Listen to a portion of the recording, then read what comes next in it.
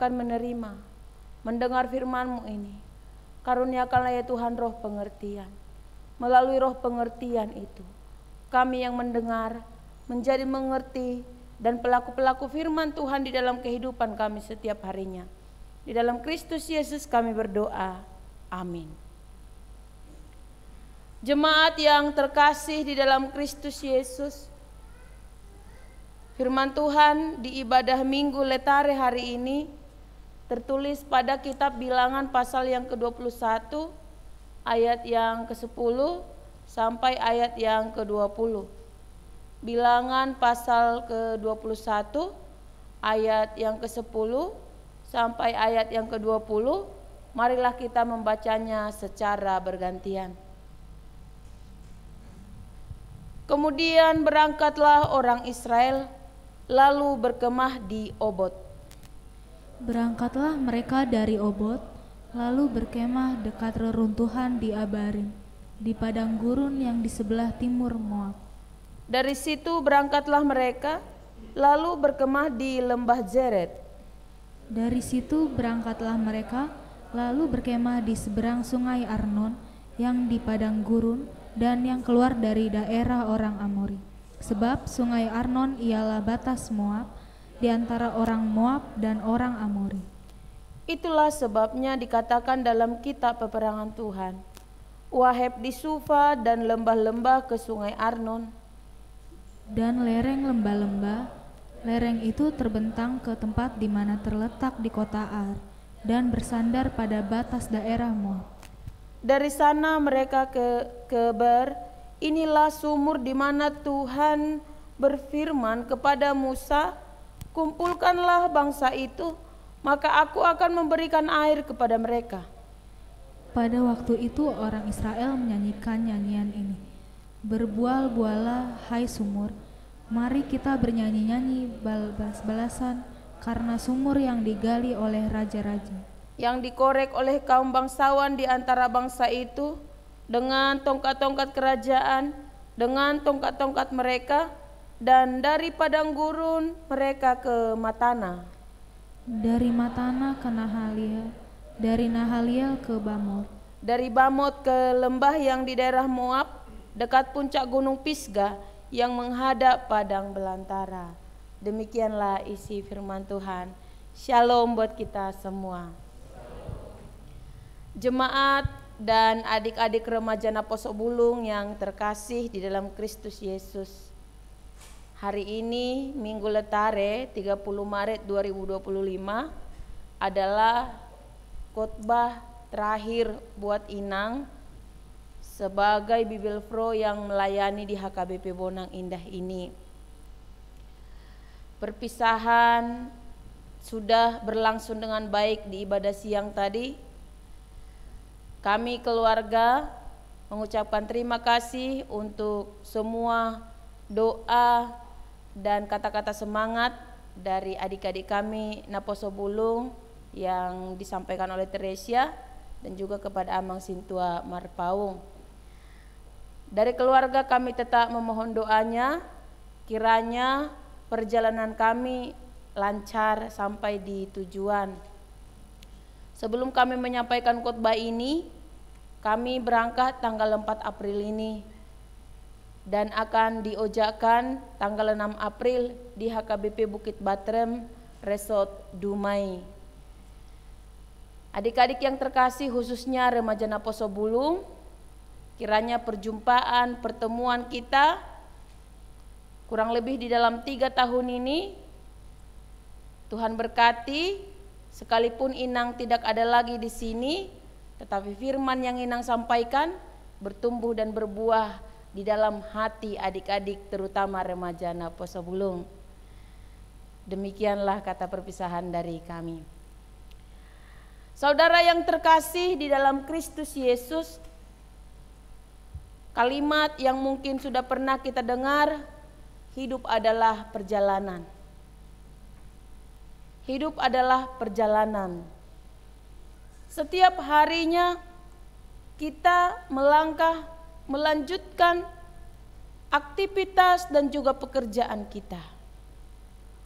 Mulai dari kita anak-anak remaja, dewasa, menjadi orang tua, dan lanjut usia. Pada masa kapankah perjalanan itu menjadi sebuah tantangan bagi kita? Ada orang berpendapat pada usia remaja menjelang dewasa, setelah tamat SMA. Jadi perjalanan kehidupan itu menjadi sebuah tantangan. Karena setelah tamat SMA, di sanalah dia mulai mencari siapakah aku nantinya di masa depan. Memulai perjalanan setelah tamat SMA ini tidaklah mudah. Memasuki masa-masa kuliah memiliki tantangan tersendiri. Bagaimana kita, bagaimana adik-adik menjadi orang yang fokus, menjadi orang yang semangat di dalam perkuliahanmu. Apapun yang terjadi, pergaulan-pergaulan ada di sekitarmu yang sedikit mempengaruhi titik fokusmu di dalam perkuliahanmu, itu bisa kamu abaikan. Maka perjalananmu selama perkuliahanmu kamu bisa lakukan dengan baik, dan nantinya kamu akan di tahap akhir yang mencapai yang namanya kesuksesan. Setelah kamu tamat kuliah, ada timbul pertanyaan lagi, perjalanan yang berikutnya apa?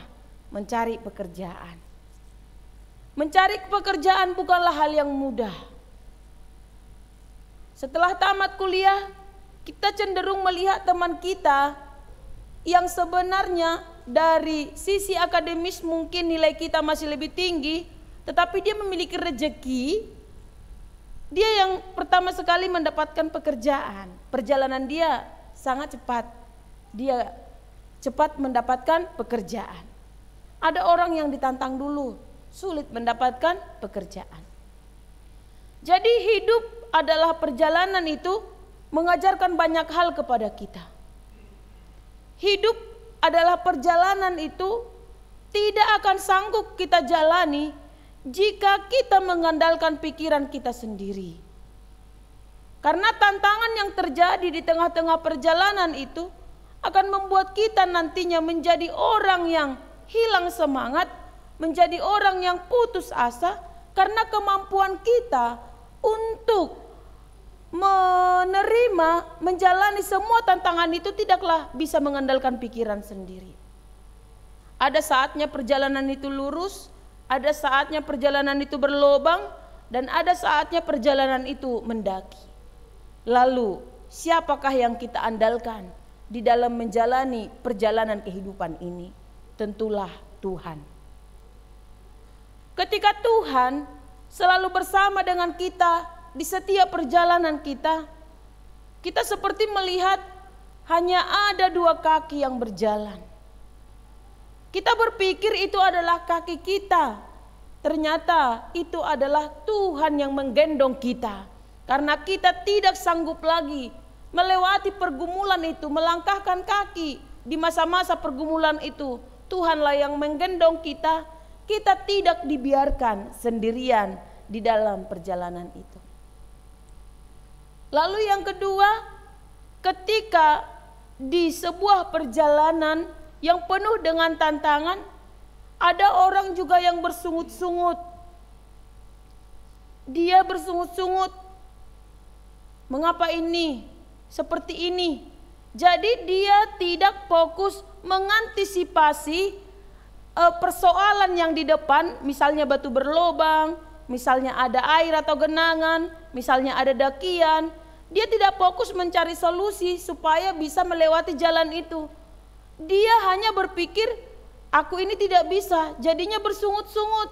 Ada juga sikap seseorang ketika di masa-masa perjalanan ada tantangan tadi. Yang pertama tadi, dia menjadi patah semangat, putus asa. Yang kedua, dia menjadi orang yang bersungut-sungut. Adik-adik yang terkasih, secara khusus firman Tuhan di ibadah Minggu Letare ini menjadi teladan bagi kita untuk tetap mengandalkan Tuhan di setiap perjalanan kehidupan kita. Umat Israel, umat yang dikasihi Tuhan, adalah umat yang bersungut-sungut. umat yang sering lupa untuk bersyukur, umat yang imannya suam-suam kuku. Mereka ketika keluar dari perbudakan Mesir, mereka tidak memiliki hati yang setia kepada Tuhan. Ada saatnya mereka meninggalkan Tuhan dan mereka tidak menunjukkan bahwasanya apapun yang terjadi bukan kepada Tuhan mereka berseru. Banyak mujizat-mujizat yang Tuhan tunjukkan supaya mereka benar-benar yakin pertolongan Tuhan itu di luar pemikiran manusia. Ketika mereka kehausan, Musa bisa mendapatkan air dari gunung batu. Ketika mereka kelaparan, Musa melalui Allah bisa mendapatkan manna dari langit. Dan ketika mereka kedinginan berjalan di malam hari, Allah menurunkan tiang api. Dan ketika mereka merasakan panas terik di dalam perjalanan itu, Allah memberikan tiang awan. Jadi sungguh sangat sempurna sebenarnya penyertaan Tuhan itu di dalam perjalanan mereka. Tetapi tidaklah perjalanan itu mulus selalu. Pasti ada tantangan atau jalan yang terjal atau hal-hal yang membuat mereka seolah-olah tidak nyaman. Di Nats ini mereka kekurangan air, Amanginang. Karena tanah pegunungan yang mereka lewati itu sangat sulit mendapatkan air. Jadi mereka bersungut-sungut kepada Musa. Musa, mengapa kami tidak mendapatkan air minum? Jadi kami mati kehausan. Lebih baik kami ditindas, diperbudak di Mesir, tetapi kami memiliki air minum dan juga perut kami kenyang. Maka Musa mengatakan itu kepada Allah. Bersungut-sungut lagi Tuhan umat Israel ini. Lalu apa yang terjadi sebelum ayat yang ke-10 ini? Ada ular tembaga. Di sekeliling umat Israel itu ada ular tembaga. Langsung memagut mereka dan mereka banyak yang mati. Ketika mereka melihat situasi itu, banyak yang mati karena dipagut oleh ular itu, akhirnya mereka ketakutan tersendiri.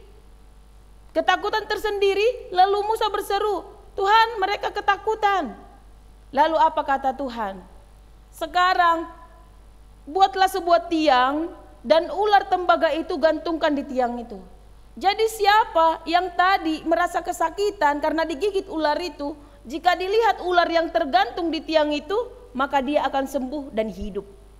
Mereka semua langsung menoleh ke tiang itu, melihat ular yang digantungkan di tiang itu, dan mereka mendapatkan kesembuhan. Bisa kita baca di ayat yang ke-9. Lalu Musa membuat ular tembaga dan menaruhnya pada sebuah tiang. Maka jika seorang dipagut ular dan ia memandang kepada ular tembaga itu, tetaplah ia hidup. Sudah terjadi mujizat yang seperti itu, tetap juga mereka bersungut-sungut. Ketika memasuki sebuah daerah yang sulit airnya, mereka berkemah di sebuah tempat, di Obot misalnya. Kemudian mereka pindah lagi ke daerah Jeret, berpindah lagi ke tempat yang lainnya, berpindah lagi ke tempat yang lainnya. Mereka tetap tidak mendapatkan air minum, bersungut-sungut. Wajar ya Amanginang, air minum adalah kebutuhan yang sangat prioritas utama untuk tubuh kita ini. Kita mungkin bisa tahan tidak makan, tetapi untuk tidak minum itu sangat sulit untuk kita tahan. Jadi di dalam waktu yang agak lama mereka tidak mendapatkan minuman, mereka bersungut-sungut dan tibalah mereka di satu tempat yang bernama Ber. Di sana mereka mendapatkan air minum. Ada di sana mata air, sehingga mereka mendapatkan air minum. Yang tadinya sudah sangat kehausan, mereka langsung melihat mata air ini dan meminumnya dan memuji memuliakan nama Tuhan. Di ayat yang ke-17, berbual-buallah hai sumur, mari kita bernyanyi-nyanyi berbalas-balasan, karena sumur yang digali oleh raja-raja, yang dikorek oleh kaum bangsawan di antara bangsa itu, dengan tongkat-tongkat kerajaan, dengan tongkat-tongkat mereka, dan dari padang gurun dengan tongkat-tongkat mereka. Jadi mereka bersorak-sorai karena mendapatkan air minum tadi. Ternyata Amanginang, sekalipun mereka meminum mata air yang banyak ini, kan ada saatnya mereka kehausan kembali. Jadi air yang ada di dunia ini yang dibutuhkan oleh tubuh kita, itu hanya sementara memuaskan dahaga kita. Nantinya juga kita menjadi haus kembali. Yesus menggambarkan dirinya sebagai air kehidupan. Bukan hanya pelepas dahaga saja. Yesus melambangkan dirinya sebagai air kehidupan. Seperti seorang perempuan Samaria tadi yang menjumpai Tuhan Yesus. Orang-orang banyak mengenal perempuan Samaria ini adalah orang yang tidak mengenal Allah. Tetapi justru dia yang didekati oleh Tuhan Yesus mendapatkan air kehidupan itu. Di manakah kita mendapatkan air kehidupan itu? Tentu dari firman Allah. Firman Allah inilah yang menjadi air kehidupan buat kita. Pernahkah kamu merasa seolah-olah gersang perasaanmu, hidupmu seolah-olah tidak memiliki arah? Jika kamu pernah ada di posisi itu, selidikilah hatimu, mungkin kurang disirami oleh firman Tuhan. Ketika hatimu disirami oleh firman Tuhan, maka tantangan, pergumulan, persoalan, kesulitan apapun yang menghadang diri kita ini, kita tidak akan pernah mengalami kekeringan dan gersang. Tetapi kita merasakan ketenangan karena ada firman Tuhan yang menyuarakan, tetaplah kuat dan teguh. Tetaplah kuat dan teguh. Jadi ada suara dari diri kita sendiri menyemangati diri kita sendiri. Kita tidak kehilangan arah. Kita bisa tetap bertahan. Di situasi yang sulit tadi, kita tetap bisa bertahan. Kita tidak kehilangan arah. Kita menyemangati diri kita sendiri. Berkata, aku pasti bisa. Aku pasti bisa. Dalam nama Tuhan Yesus, aku pasti bisa. Adik-adik yang terkasih secara khusus. Di dalam perjalananmu, mengupayakan apa yang menjadi cita-citamu. Tetaplah dekatkan Tuhan Yesus, berjalan beserta saudara. Bagaimana caranya? Hiduplah di dalam doa. Doa itulah yang mengikat dan memberi perasaan kepada saudara bahwa ada Tuhan yang menyertai. Karena jika hidup tanpa doa juga adalah kering dan gersang. Hidup yang selalu terikat dengan doa saudaralah yang menuntun dan membimbing perjalananmu. Sehingga kamu tidak kehilangan arah. Boleh usia muda, tetapi kamu diberikan Tuhan hikmat. Di dalam perjalananmu itu kamu bisa mengambil sikap yang bijaksana. Dan kamu adalah orang-orang yang bisa mengendalikan diri. Tidak terjerumus, tidak terpengaruh, tidak melakukan hal yang tidak disenangi Tuhan. Bisa bertahan karena ada doa yang mengikat dirinya sendiri. Yaitu firman Tuhan juga bersuara dari hatinya untuk tetap berjalan di jalan Tuhan. Terimalah Yesus sebagai sumber air kehidupan itu. Jika kita sudah menerima air kehidupan itu, kita tidak akan pernah kehausan lagi seperti meminum air minum yang sering kita minum. Air kehidupan yang akan diberikan oleh Tuhan ini akan memuaskan, akan melepaskan semua rasa penat yang ada, pergumulan yang kita alami. Minggu Letare bersukacitalah. Kita bersukacita bukan karena kita tidak memiliki pergumulan. Justru kalau Paulus berkata, di dalam kelemahanlah kuasa Allah nyata. Di dalam kelemahanlah kuasa Allah nyata. Mengapa seorang bisa berletare? Bagaimana dia bisa berletare, bersukacita, padahal dia sedang ada di dalam pergumulan? Dia berkata, ada Tuhan yang selalu menyertai. Dan di dalam kelemahanlah kuasa Allah nyata. Jika aku lemah, ada Tuhanku yang kuat, menguatkan, meneguhkan, dan memampukan aku melewati semua persoalan ini, sehingga kita menjadi pemenang atas setiap pergumulan kita. Amin. Marilah kita berdoa.